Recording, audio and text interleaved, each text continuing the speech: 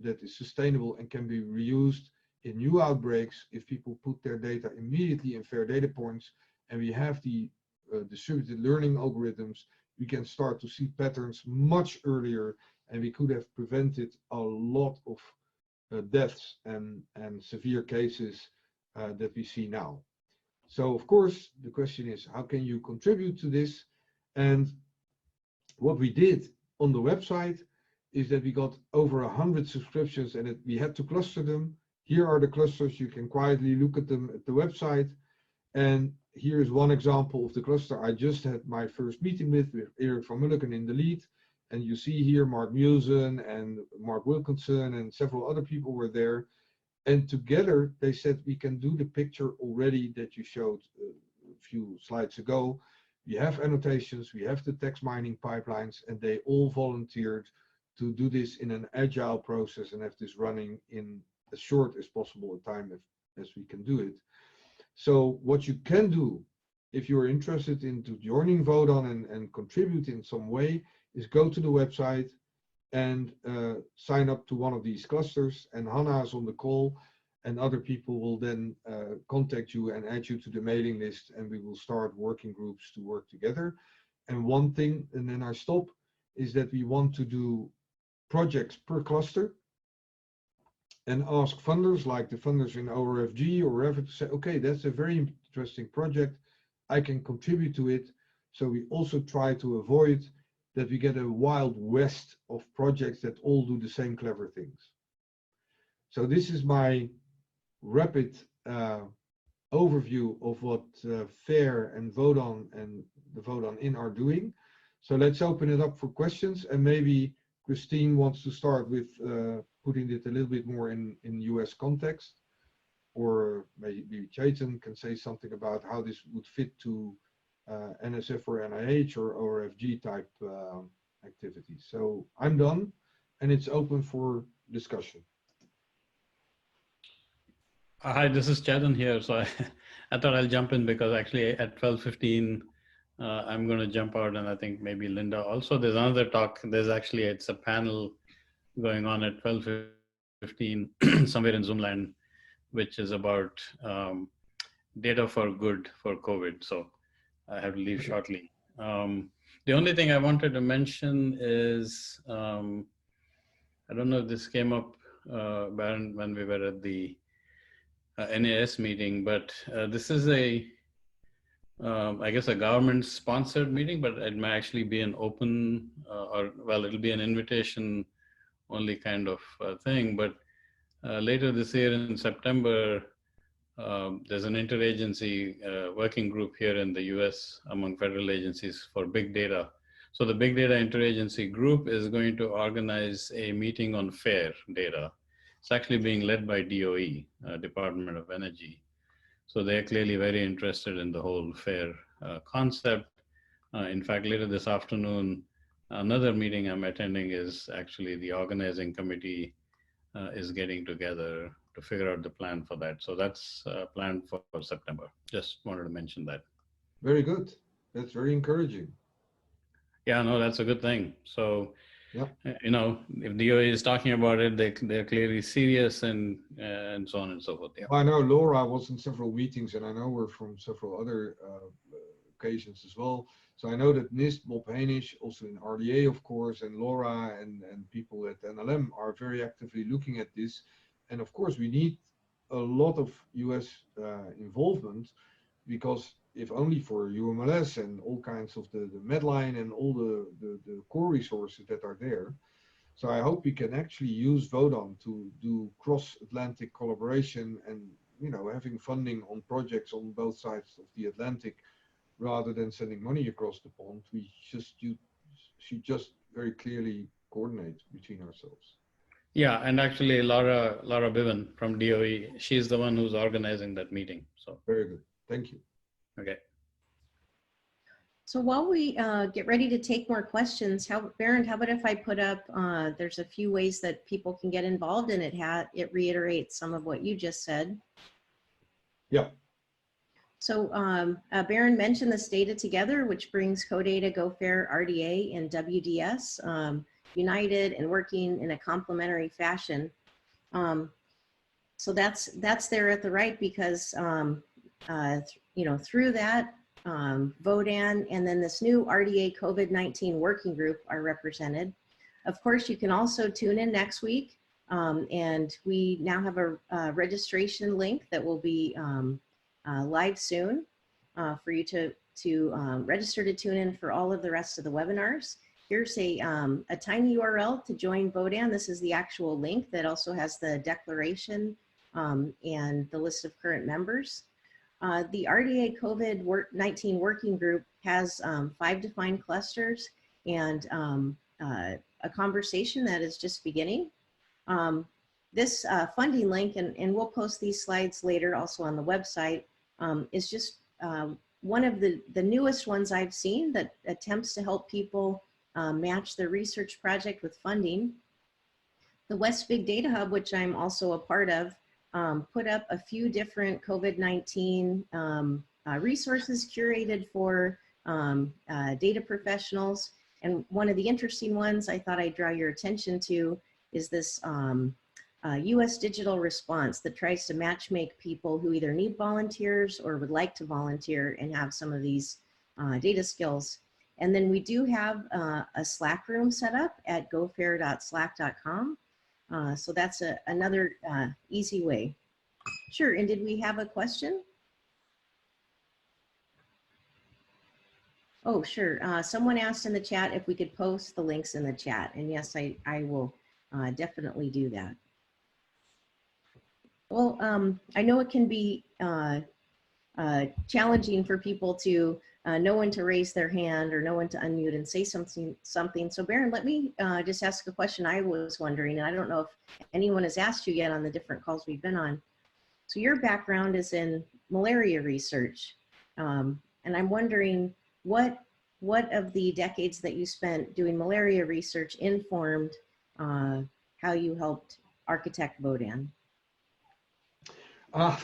Well, first of all, of course, one of the reasons I switched from malaria to FAIR, so to say, is that when I was working on malaria, I found that in Africa, where I spent a lot of time, there was still a language barrier. So if you say malaria in English or paludisme in French, of course, it's the same concept.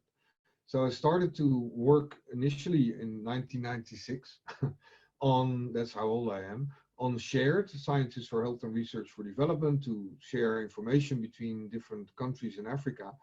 And then I found out the problem was even bigger in biology itself because every protein had 15 synonyms, you know, and the term PSA in Medline has 189 different meanings. So when I started to be interested early on in machine readable files, I understood that one of the first hurdles to take is that the machine had no clue what we are talking about when we say PSA, because it doesn't know which of the 189 different meanings it has. So early on, I started to work with URIs and unique identifiers and, you know, found out about UMLS and all these things, but that's a long time ago. And then we started to build all kinds of information systems, including the one I just showed, although that's a spin-off company from the university, to deal with massive amounts of data. And nowadays my research is on that, but my heart is still with Africa and developing countries. That's why even here, Africa is ahead of others by having the first fair data point probably in Uganda rather than in the US or anywhere else. So yes, I think the driving force behind what I'm doing today, apart from my biology research for the LUMC, is to get equitable access to knowledge with full respect for the fact that the data in many cases have to stay where they are. Coming back to the final thing about Africa, when we all flew in to help them to get rid of the Ebola epidemic, that's very nice. But one of my buddies in Kenya, Joseph Afula, who is the chair also of the African Open Science Platform, always shows beautiful, well, horrible slides that none of the data that was generated during the Ebola epidemic in Africa are still in Africa. And the Africans cannot even access them. Well, that's horrible. So I believed that in this new system, that we have to rapidly respond to this COVID epidemic. We cannot wait for governments and top-down approaches forever to get things going. I thought, let's use our existing community, that people that I know are very motivated to start now without waiting a half year for funding, bring them together and facilitate their collaboration. Thanks for answering that. I knew it would be an interesting answer. So do we have any other questions? We do have about 10 or 15 minutes if people have any burning questions for Barend. He's very in demand these days. Hi, this is Nancy Hobel-Heinrich. I had a quick question. Can you hear me? Yes. Yes. Well. Yeah. Okay. So I'm interested in obviously what you're talking about. It seems like the network is really research focused, and trying to come up with new facts and new ways of understanding the data that people are learning about from these situations and these patients and so on. Could you didn't comment, and I wonder if you could comment a little bit about the connection of pharma to the research projects, for instance, and what's happening in terms of translating the research into different vaccines or different drugs and so on. The emphasis is on open data, as you say, where it's possible, and the connections with pharma may not necessarily use that data, but turn it into something that is more commercial, which is not necessarily bad. But I wonder if you could just comment a little bit about that relationship. Well, actually, I'm glad that you asked the question, because I want to re-emphasize again that fair is absolutely not the same as open. You can have perfectly fair data, and the accessible under well-defined conditions means that you decide who can see them. And actually that attracted the pharma much more than ever before. We are setting up in Leiden what we call Leisure, the Leiden Secure Research Environment, where pharma can take their data internally and make them fair. Then they can search from that fair data into the public data without revealing their data. And of course, if you keep things closed, you pay. If you share, we have this famous statement from Jan Veltrop saying, you either pay attention, so you share your knowledge with people, or you pay money. And if you want to keep things secret, you pay to use the service. But then you can keep your data internally fair. And there is even serious talk between the pharma now to trade data sets and clinical trial sets under well-defined conditions with each other. So yes, we are also looking at these other things, direct care. There will maybe be a room on social data, because you can have the most beautiful things and they may still not work because of human factors. But what we believe for COVID as such, let me also clear about that. You heard the discussions that around Tony Fauci's estimate of 18 months for a vaccine, and some people that made the rotavirus vaccine said, well, rather 3 years, because otherwise you may risk to do panic things and kill a lot of people with a not well tested vaccine. So we have to be very careful that this epidemic, if we do flattening the curve and we let herd immunity carefully develop, yes, we will look for a vaccine, and the sooner we have it, the better. But I don't think it's a short-term solution. Neither the monoclonal that was found in Rotterdam and is now looked at by different pharma companies. So my personal view is, but that's a personal view, that if we put all our effort on drug repurposing of drugs that have already been accepted for human use and may work without side effects to protect elderly and people with high risk profiles, that's the shortest term solution. And meanwhile, we can help anyone with information, because we focus on the data, of course, that want to make a vaccine or that want to make any other intervention or a diagnostic kit that is much cheaper and faster. That's fine with me. But VODAN is really helping anyone who wants to use data to have them in fair format and make them as visitable as possible without necessarily making them open. Is that answering your question, or? Am I wrong Yes, or not? thank you. Okay. No, no, makes sense. Thank you. Okay. Any next questions? If not, I have one of my own. Hey, this is Julian. Julian Schneider from Harvard Catalyst. I was wondering if we have a sense of the scope of data harmonization and metadata mapping that's needed to make some of this work. Because I know that there's many different EMRs out there that spit out data in very many formats. So I'm just wondering if we have a sense of that. Well, have you, I would almost grab back the screen because that's the core of my business. I'm of course in one of the hospitals that suffers from vendor lock-in of Epic and Chipsoft. So don't get me going. But what we have done, and I'm even talking to ONC already, well, they were in The Hague and we talked about it. My feeling is we should not try to force the EHR, or you call them EMR vendors, if we cannot even agree on the term across the ocean. So they have all relational databases and stuff. And of course, vendor lock-in is their business model. But if we, and this costs life, it's terrible. But if we force those people, no matter what you use as an EMR or any database inside your organization, if you simply adhere to the fair implementation profile that we create, in this case for COVID, but we do it for many other things, and we say, you get certified if you can ingest RDF, machine readable data, and put them in your relational database, I don't care. And you have to be able, and this is now law, becoming law in the Netherlands, but that's such a small country, Epic and Chipsoft are just laughing about us, of course. But they will only get certified to be accepted in our hospitals if they can consume fair data and export fair data. And then I don't care what they use under the hood, but we need to map the FHIR and the OMOP and the other models once and for all and very well.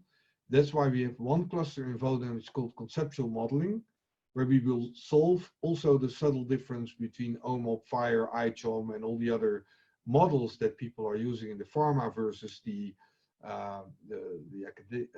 academic environments. And then we solve the problem. Don't touch the legacy systems, ever. So the Castor forms and the Wizard forms and CEDAR, they create RDF first as an output.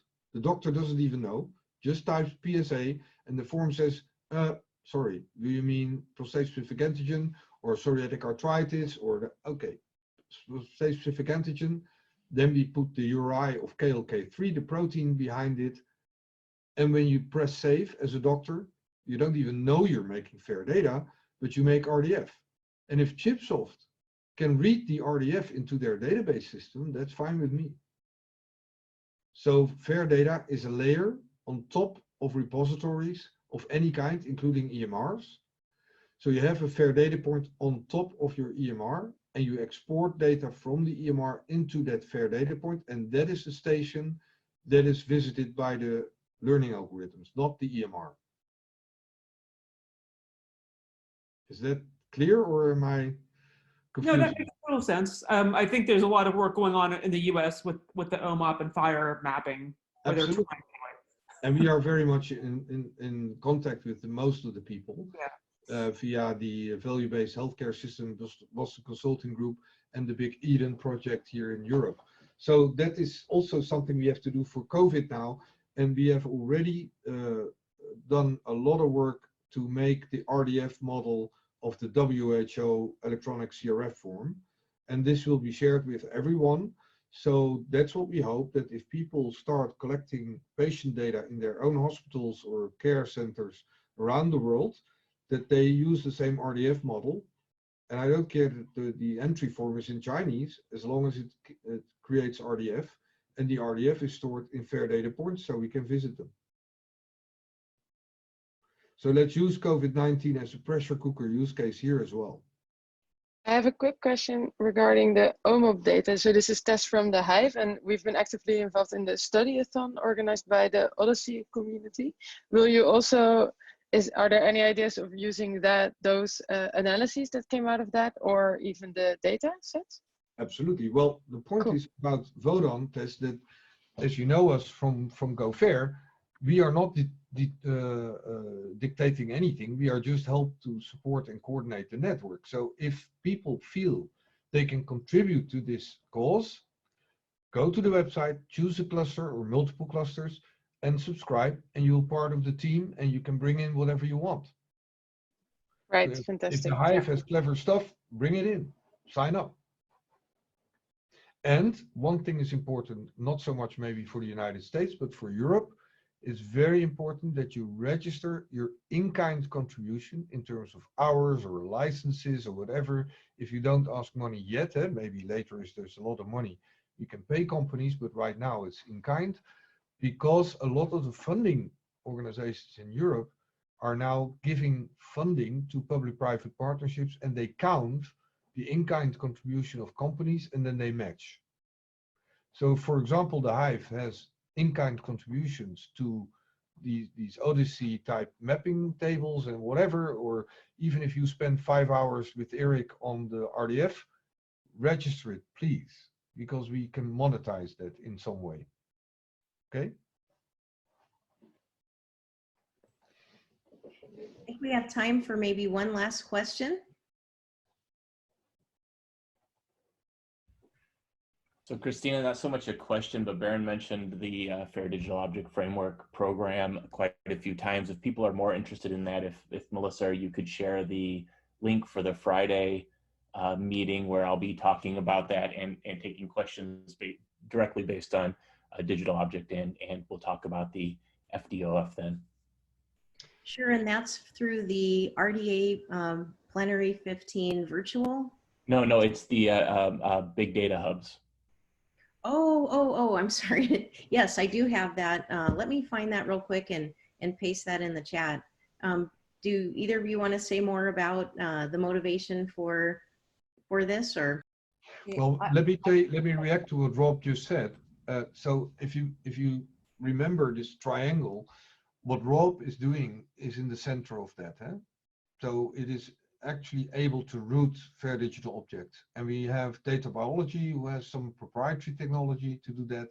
We have Rob, we have now Jayant, TNO and Fraunhofer embarking on exactly the same thing. But I told the big ones who are now going to put this at scale that they should carefully look at what Rob has been doing. But Luis, my CTO, is very much involved in that, so he knows Rob very well and they work together. So I want to evaluate a number of approaches under the high pressure of COVID as well. We will have some prototypes running in a matter of weeks to show that this is actually possible. And then it might become the basis for the entire European Open Science Cloud, because I also got 6 million to do this for cancer. So of course, if you have different metadata and different fair implementation profiles, you can run the generic FDOs with their generic metadata on any topic. So please have a very strong look at what Rob is doing, because we will have to make some choices. And the company Data Biology that claims that they have this in a silo, but they want to verify it now, will actually be interested to do this for free now for COVID. But of course, we know their motivation, which is totally open, nothing wrong with it, that if their technology appears to be extremely good, and for example, even Rob says, hey, I don't want to build this part, it's already there, search engine, whatever. Maybe we do a technology transfer and they make it open source, or so I'm open to all kinds of contributions to this, but Rob is one of the few people that is ahead of the pack with having the center of this triangle going. And Yeah. Rob, thank you for the reminder. I know there are actually so many things going on, it's hard to keep them straight sometimes. Because there was also the working group on fair data objects related to the RDA virtual session. Melissa's been kind enough to put that information into the chat. And for those of you who got this webinar information via a list, we'll make sure to send this out along with the link to the recording and the slides. Yes, the slides will be available after the call as a PDF on the RDS website. Apologies again for the difficulty with the start of the call, and thank you for your agility as well as the agility of Hannah and all of the participants who were supportive and helpful in moving this over. This is definitely an important place to put our time and our talents, and I'm excited to see what comes next. Okay, and I wish you all well, stay healthy, and